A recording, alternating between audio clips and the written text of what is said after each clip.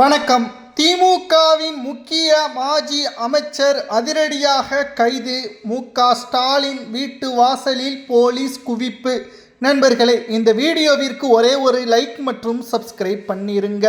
திராவிட முன்னேற்ற கழகத்தின் ஆட்சியின் போது ஊழல், முறைகேடு, லஞ்சம், வேலை வாங்கி தருவதாக லஞ்சம் பெற்றது, மேலும் குறிப்பிட்ட சமூகத்திற்கு எதிராக அவதூறுகளை பேசியது, ஆட்சி அதிகாரத்தில் இருந்த மாஜி அமைச்சர்கள் குறுநில மன்னர்களாக செயல்பட்டு குறிப்பிட்ட சமூகத்திற்கு எதிராக பொதுவெளியில் பேசிய வழக்கில் பொன்முடி அவர்கள் தற்பொழுது பிடிவாரண்ட் சென்னை உயர்நீதிமன்றம் அறிவித்துள்ளது.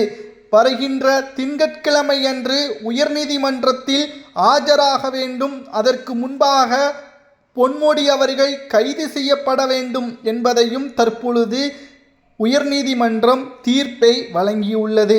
2021 சட்டசபை தேர்தலில் திமுக வெற்றியடைந்தது.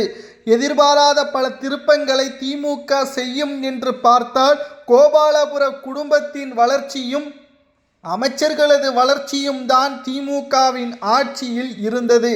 ஆனால் திமுக தோல்வி அடைந்த பிறகு, தாவேகாவின் ஆட்சிக்கு பிறகு ஆபாசமான வார்த்தைகளை திமுகவின் மாஜி அமைச்சர்கள் மற்றும் திமுகவின் எதிர்க்கட்சி தலைவர் உதயநிதி உள்ளிட்ட அவரது பதவிற்கு உரியான அங்கீகாரம், அந்த தகுதி மீறி உதயநிதி அவர்கள் பொதுவெளியில் ஆபாசமாக முதல்வரை விமர்சித்ததும் உடனடியாக கைது நடவடிக்கை மேற்கொள்ளப்பட்டு உதயநிதியின் நீலாங்கரையில் உள்ள வீட்டிற்கு சென்று IPS அதிகாரி ஒட்டுமொத்தமாக உதயநிதியின் மனைவி கிருத்திகா அவர்களிடம் உதயநிதியை கழிவறையை விட்டு வெளியே வர சொல்லுங்கள், 40 நிமிடங்கள் கழிவறையில் என்ன செய்கிறார் என்று இந்தியா முழுவதும் கழிவறையில் இருந்த உதயநிதி கைதுக்கு பயந்து என்று மீம்ஸ்களும் சமூக வலைதளங்களில் வைரலாக பரவி வருகிறது. ஒரு ஆளும் கட்சி எதிர்க்கட்சியின் மாஜி அமைச்சர்களையும் முன்னாள் துணை முதல்வர்களையும் கைது நடவடிக்கை மேற்கொள்வது சரியா தவறா என்பதை விட அந்த கைது நடவடிக்கை என்பது எதற்காக என்பதையும் நாம் பார்க்க வேண்டும்.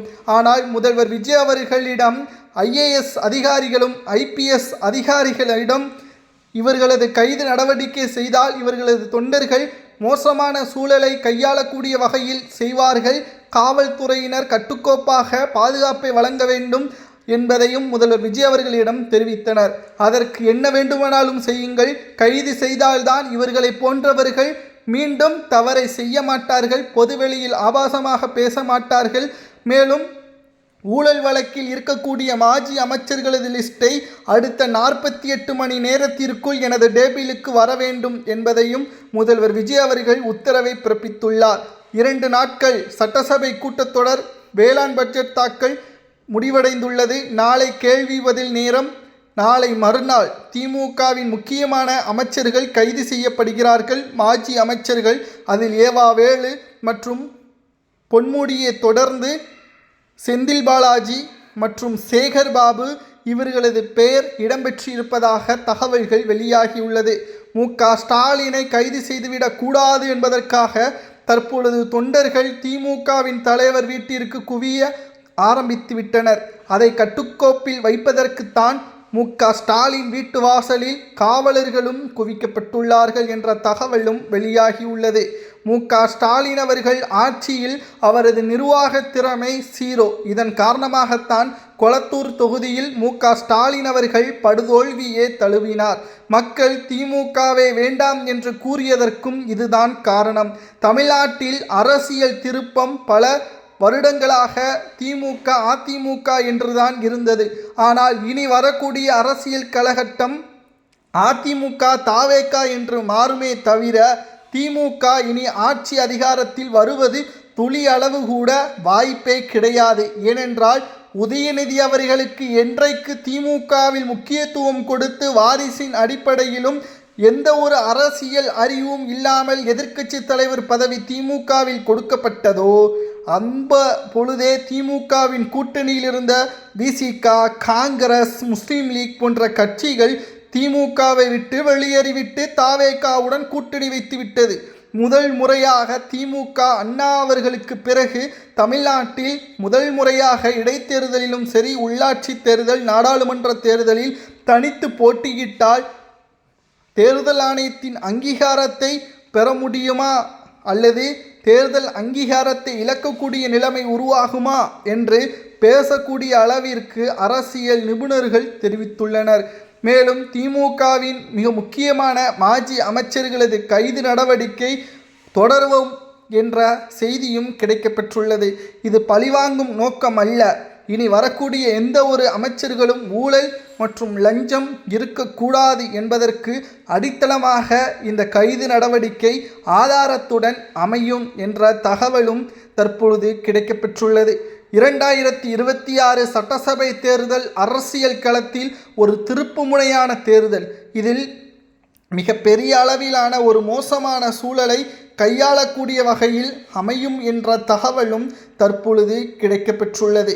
2026 சட்டசபை தேர்தல் அரசியல் களத்தில் திமுக தோல்வியை தழுவியதோடு திமுக இடைத்தேர்தலில் ஸ்டாலினை போட்டியிடுவதற்கு தயக்கம் காட்டுகிறது என்றால் திமுகவின் நிலைமை மக்கள் புறக்கணித்ததோடு திமுகவின் ஊழலும் திமுகவின் அந்த வாரிசு அடிப்படையிலான வளர்ச்சியும் இனி தமிழ்நாட்டிற்கு தேவையில்லை. ஸ்டாலின் கையிருப்பில் இருக்கிறது 20,000 ரூபாய் என்றால் அவர் போடக்கூடிய ஆடைகள் மட்டும் 12,000 ரூபாய் என்றும் கூறப்படுகிறது. திராவிட முன்னேற்ற கழகத்திற்கு மிக பெரிய அளவிலான ஒரு சிக்கலை ஏற்படுத்தக்கூடிய வகையில் தற்பொழுது அமைந்துள்ளது. ஸ்டாலின் அவர்கள் தற்பொழுது வீட்டில் போலீஸ் பாதுகாக்கப்படுவது அவரது கைதுக்காக மட்டுமல்ல, அவரை பாதுகாப்பதற்காகத்தான். ஏனென்றால் நிர்வாக திறமை என்னவென்றே ஸ்டாலினுக்கு தெரியவில்லை. அவர் பொம்மையாகத்தான் இருக்கிறார். அவர் மீது எந்த ஒரு பழியும் போட வேண்டிய அவசியமும் இல்லை. ஆனால் திமுகவின் மாஜி அமைச்சர்கள் ஏவா வேலு, பொன்முடி, KN நேரு, சேகர்பாபு, சபரீசன் இவர்கள் அனைவரும் தான் ஸ்டாலினை ஏமாற்றிவிட்டார்கள். தற்பொழுது உதயநிதியின் பக்கமும் இருக்கிறார்கள். இன்று நடைபெற்ற சட்டசபை கூட்டத்தொடரின் முடிவடைந்த பிறகு எதிர்க்கட்சியாக இருக்கக்கூடிய திமுகவின் தலைவர் மற்றும் எதிர்க்கட்சி தலைவர் உதயநிதி அவர்கள் செய்தியாளர்களை சந்திப்பதற்கான சில நிமிடங்களுக்கு முன்பாக சேகர்பாபு வருவதற்கு முன்பாக நாம் அந்த இடத்தை கைப்பற்ற வேண்டும் என்று திமுகவின் சிட்டிங் எம்எல்ஏக்கள் 3 பேரை பேசியுள்ளனர். இதற்கு காரணம் என்ன? சேகர்பாபுவால் தான் ஸ்டாலினை தோல்வியடைந்தார். அவரை இன்னமும் முன்னிலைப்படுத்துவது தவறு. அவரை ஓரம் கட்டுங்கள், எதற்கெடுத்தாலும் முன்னாடி வந்து நிற்கிறார் என்று திமுகவின் சிட்டிங் எம்எல்ஏக்களை சேகர்பாபுவின் மீது கோபத்தில் இருக்கிறார்கள். அடுத்து அவரது கைது நடவடிக்கை மேற்கொண்டால் திமுகவின் சிட்டிங் எம்எல்ஏக்களை ஆனந்தப்படுவார்களை தவிர